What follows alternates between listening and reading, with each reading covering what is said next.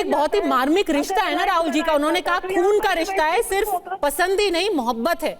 तो उसी मोहब्बत से जो लोग सुन रहे हैं आपको इस वक्त, वो जानना चाहेंगे 370 के पुरजोर विरोधी है कांग्रेस पार्टी, हाँ या ना?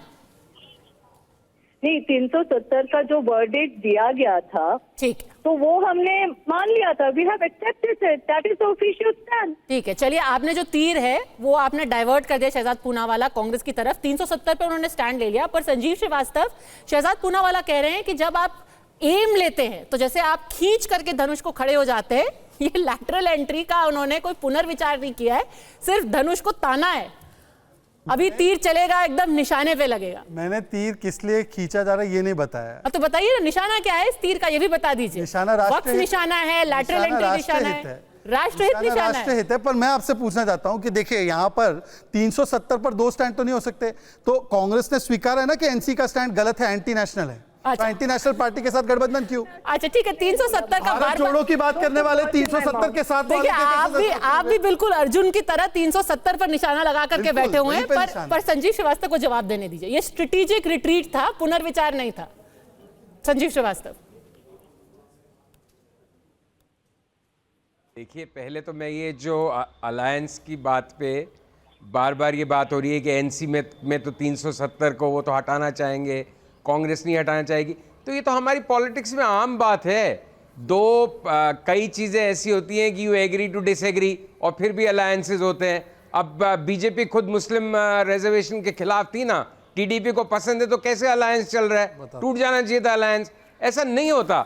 आप प्रैग्मेटिक पॉलिटिक्स करते हो इस देश में। ये नहीं कि किसी दिन डिबेट पे किसी बात पे अपन एक दूसरी पार्टी पे हमला करके और उसको एम्बैरेस कर सकते हैं, लेकिन वही तीर वापस आप पे चल सकते हैं।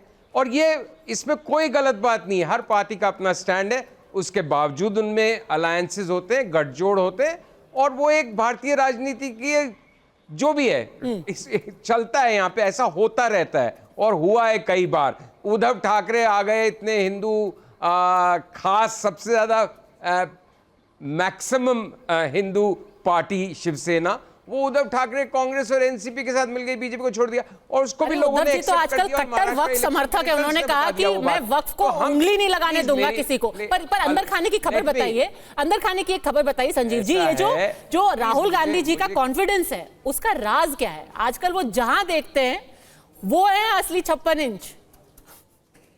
पार्लियामेंट में दिखते हैं एकदम चौड़े होकर के जाते हैं। मैं ये नहीं कहूंगा कि राहुल गांधी असली 56 इंच है या नहीं, लेकिन जो कोई भी हम पॉलिटिक्स देख रहे हैं पिछले 30-40 साल से, एक सितारा किसी का असेंडेंट में होता है, किसी का डिक्लाइन में होता है। अभी दिख रहा है स्पष्ट किसका सितारा डिक्लाइन में है, किसका असेंडेंट पे है, डिस्पाइट द रिजल्ट्स। और वो कई एक के बाद एक चीजें साबित कर रही हैं, और ये लाइफ की साइकिल है। कल को वापस जिसका आज असेंडेंट पे डिक्लाइन पे आ सकता है। ये नहीं है कि जो आज है वो परमानेंटली ऐसा ही रहेगा कि राहुल गांधी का ही सितारा चढ़ता रहेगा और प्रधानमंत्री और बीजेपी का और नीचे जाएगा। आज की तारीख में जा रहा है, आज की तारीख में उनका मोजो कम हुआ है, इसमें कोई कंफ्यूजन नहीं है किसी को, और वो डिसीजंस बता रहे हैं। लेकिन हो सकता है 3 महीने बाद वो सिचुएशन किसी भी सर्कमस्टेंसेस की वजह से चेंज हो जाए, then we will take a different stand. देखिए एक बात है, मतलब sorry to say, but consistency is for idiots. आप समय के अनुसार परिस्थितियों का विश्लेषण करते हैं, हमेशा एक ही बात पे डट रहे हैं, वो तो बहुत ही अजीब बात है। फिर तो आप अपना व्यू पॉइंट लोगों पे थोप रहे हैं। ठीक है, जल्दी से जवाब दीजिए शहजाद पूनावाला। उस हिसाब से स्थिति का एनालिसिस कर रहे हैं। ये काल चक्र है और अभी चढ़ता बात ही नहीं कही मैंने जिसका जवाब देने की आवश्यकता है। नहीं, मैं सवाल पूछ रही हूँ, मैं सवाल पूछ रही हूँ कि ये काल चक्र है, इसमें क्या जवाब? अभी राहुल गांधी का सितारा बुलंद हो रहा है। मैं सिर्फ ये कह रहा हूँ, ये बहस का विषय हो ही नहीं सकता। नहीं, हम तो बहस कर सकते हैं ना कि उनके कॉन्फिडेंस का राज क्या है। देखिए ऐसा है कि कांग्रेस पार्टी को 14 राज्यों में 0 सीट मिले। कांग्रेस पार्टी 3 चुनाव हारी, 3 चुनाव लेबर जब हारी तो उन्होंने अपने नेतृत्व को बदला, परंतु आज तक राहुल गांधी के नेतृत्व को बदलने की क्षमता नहीं है। अगर 14 राज्यों में 0 होने के बाद वोट शेयर उनका जिस प्रकार से है, अगर उनको लगता है कि वो जीते हैं, ये कॉन्फिडेंस उनको मुबारक हो। पर मैं तो कह रहा हूं कि जो बातें इन्होंने की थी चुनाव के दौरान, अब दूसरी एक बात की थी, चलिए संविधान बचाओ पर, भारत जोड़ो, ये दोनों उनके थीम थे। भारत जोड़ो पर भी नहीं बोल रहे, संविधान बचाओ पर भी नहीं बोल रहे।